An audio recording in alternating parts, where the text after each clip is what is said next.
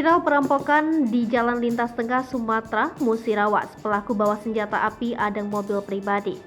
Kejadian tersebut terjadi pada Senin 19 September 2022. Perampokan di Jalan Lintas Tengah Sumatera Musirawas ini diunggah pada postingan akun Instagram yang bernarasi sebuah mobil diberhentikan sejumlah orang dengan menggunakan balok.